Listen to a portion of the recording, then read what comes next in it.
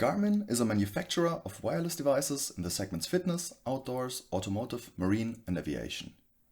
The products are mostly premium smartwatches, but also navigational systems and other tracking devices. To value the stock, I performed a discounted cash flow analysis according to Aswad Thermodoran. It resulted in a fair value of the company around $119, which is 27% above the current stock price.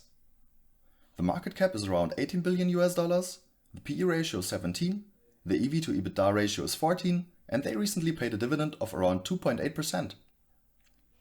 Keep in mind that this is no investment advice. I simply want to share my research process with you so that you can make your own decisions.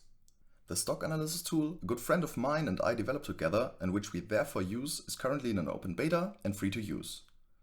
If you're interested in testing the website, I'd be very pleased about your feedback and I'll put the link into the video description. The research process usually looks like the following. At first, I screen for metrics that I want to be fulfilled anyways when investing in a company. Then I get myself an overview on the companies and the sector's fundamentals with our app. If then I consider the company to be worthy to invest more time into research, I read the latest 10K filings and investor relations presentation to better understand the products, market, upcoming risks, and maybe the company culture. If not, I'll pick another company. With all the information I gathered, I then perform a DCF to get some fair value of the stock. I don't want to get the video too long, which is why I'm trying to cut some points. If you feel like I've missed out on something important, or you'd like to see more metrics or charts, feel free to write it in the comments or head over to our website to look it up yourself. I came across Garmin using our stock screener, searching for companies with stable long-term growth in revenue and earnings, acceptable debt ratios, multiples, and a good margin relative to its peers. The metrics I screened for looked promising and I even knew the brand already, which is why I decided to take a further look at the company. On this tab, you can get yourself an overview on typical ratios combined with bar charts showing you in which percentile the company is located in regarding its sector, together with other metrics that help you classify the stock quickly. What strikes my eye is that the fundamental ratios seem to look quite good. Also, the dividend that they pay is solid compared to the sector. Next up is a description of what the company does and where it operates. Taking a look at this early is underrated in my opinion, because I think it's crucial to understand what the company does to generate cash flow and in what market it is competing to assess metrics for the discounted cash flow we are doing later. If I do not understand it, the overall metrics must look really promising to put further effort into analyzing the company. The next section I always check before diving deeper into analyzing a company are the charts where I'm playing around with the fundamentals of the last 10 years. Here I'd like to see the revenues and the earnings and the cash flows to rise steadily and the margins to stay stable, since we later try to make an estimate on the future development of them.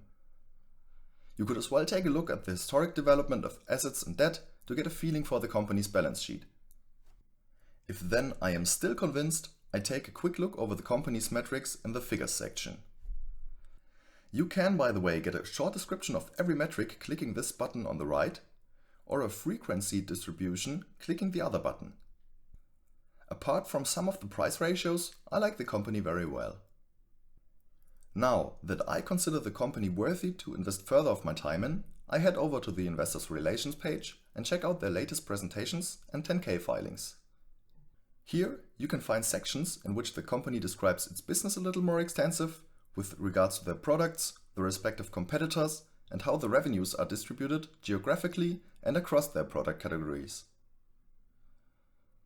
Besides that, they also discuss the risks the company faces. The goal from doing this is to get a better overall understanding of the company, to get to know the management and culture, and to derive the qualitative risk from it. Here's what I found out. The company serves 5 main markets: fitness, outdoor, aviation, marine and automotive. Many of the products use global navigation satellite systems such as GPS, and for each market the company aims to position itself as a premium supplier. I created a small table for you to overview the products and the respective competitors regarding the different markets here. Needless to say that the list of competitors is quite long and adds to the risk an investor takes by investing in the company. In the following table from their latest investor relations presentation, you can see how their revenues were distributed lately and also how they changed in the different markets. Regarding the decline of revenue in the fitness segment, the company states that it is mainly due to a very strong prior year. The strong increase in revenue from their outdoor segment is mainly due to a very successful launch of the new premium smartwatches, the Fenix 7 and Instinct 2 series. Let's get to the management and culture. Garmin was founded in 1989 by Gary Burrell and Min Kao. Min Kao has a PhD in electrical engineering. He was CEO until 2021 and is now executive chairman. He and Jonathan Burrell, Gary Burrell's son, each own about 10% of the company. Jonathan Burrell worked for the company as a mechanical engineer since 1990 and is now a member of the board of directors. The CEO is Clifton Pemble, who has a bachelor's degree in mathematics and computer science and started as a software engineer at Garmin in 1989. He was the company's 13th employee and has been CEO since 2013. CFO Douglas Boesen joined the company in 2014 after working for Collective Brands for 15 years and for Arthur Andersen for 13 years before that. Garmin currently employs around 18,000 people worldwide and the company is rated at 4 out of 5 stars on the employer review site Glassdoor. Let's try to assess the risks and chances from this. Garmin mostly operates in the premium market for retail customers that also include a good friend of mine. Their products have great reviews online and get a lot of coverage from reviewing and blogging sites indicating a loyal customer base, but the market is highly competitive. Besides that, I have to say, the moat is not too high in many of their product categories. To stay ahead of the competition anyway, Garmin spends a lot on research and development. To date, they hold over 1,700 patents and 1,000 trademarks. In 2021, they suffered from supply line issues, which motivated them to increase their inventory. This increase significantly reduced their free cash flows in the first 2 quarters of 2022. In addition to that, 4 out of 10 of their manufacturing facilities are located in Taiwan and 1 in China, exposing them to geopolitical risk. Lastly, most members of the executive team have been with the company since its inception and have made it one of the largest companies in its market, demonstrating their capabilities. Taking all of this information into account, I would conclude the qualitative risk for Garmin to be medium-high. To assess the quantitative risk, I looked at 5 ratios that I believe are good illustrations of the robustness of the company's business model and compared it to its sector's median. And since they look good in comparison to the company's peers, I conclude the quantitative risk for Garmin to be low. To sum things up, combining both qualitative and quantitative risk, the shareholders of Garmin should face a medium risk. Now what the hell does that tell us? Well, from this statement, one can deduce a margin of safety for later. Knowing what we just found out, let's estimate a fair value for Garmin via a Monte Carlo simulation of discounted cash flow calculations. On our website, you can simply click the Import in DCF button on the top right corner of every company tab and automatically import metrics into the simulation. The method, by the way, is adopted from Aswath Damodaran, a professor of finance at NYU, and is explained in his book The Dark Side of Valuation or on his YouTube channel that I will link below this video. For the viewers that do not know what a DCF is, when doing a discounted cash flow calculation, you estimate the future development of the company's cash flows, a compounded return rate you want to obtain of the investment, and a terminal price cash flow multiple the company will have in the future. Then you calculate the stock price you are allowed to pay today under the assumption that your estimates take place. The advantage of combining this approach with a Monte Carlo simulation is that you can also include uncertainty in your model by adding a distribution to the metrics. Let's simulate 5 years of cash flows discounted back to today and discuss our used input variables. Over the last 5 years, Garmin grew its revenues at an average annual growth rate of 11% with a standard deviation of around 7%. The wearable technology market is estimated to grow at 18% annually in the next 4 years, and the automotive infotainment market is expected to grow at 8.4% annually in the next 5 years. Since Garmin already has a high market share in most of its segments, I assume an annual revenue growth rate that is normally distributed with a mean of 8% and a standard deviation of 10. I further want it to drop linearly to 4% over the given time frame with a standard deviation of 16%. You may have already noticed, but you always already get a little indication on the right.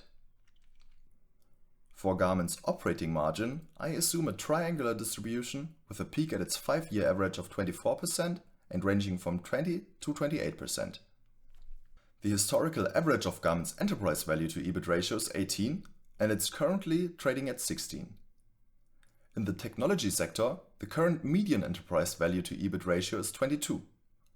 I will be using an enterprise value to EBIT ratio of 15 as my terminal multiple applied to the discounted cash flows of the last period. Let's get to the discount rate. The discount rate is just another word for the expected return you want to obtain from your investment. One method of determining an appropriate discount rate is to use the weighted average cost of capital, the WACC. The WACC uses the capital asset pricing model, which in turn uses the stock's beta, a measure for its volatility, in relation to the market. I do not think that the volatility is a great measure for risk, which is why I don't use WACC. I want my discount rate to be higher than the average market return, since ideally an investment outperforms and I want to be able to easily compare different investments. This is why I'm using a discount rate of 10% for all of my investments. Applying all these parameters, the Monte Carlo simulation yields the fair value of Garmin shares to be $119. For the current share price of $93.47, this equals up to 27% possible upside for the stock. How is this value to be interpreted? Please be aware that this fair value is only a snapshot. I try my best to do my research and then to perform the DCF only once. Because trust me, oftentimes you put all the work into researching about a company and its market, perform a DCF, and then realize that the company is already fairly priced or even overvalued. Since you want to make it work, you play around with the metrics until it works, and well, that's probably how Cathie Woods ended up when picking stocks for her fund. Oh, and what is also important for the interpretation of the results, if it comes out that the company is already fairly valued, then this is under the assumption that all your chosen metrics come true, including the discount rate. It is then missing only a margin of safety, which you have just currently better with it. Feel free to send me your questions if you have some. And most importantly, sign up on our website and tell me which features you like, you don't like, or you even miss. Thank you for watching and see you in the next video.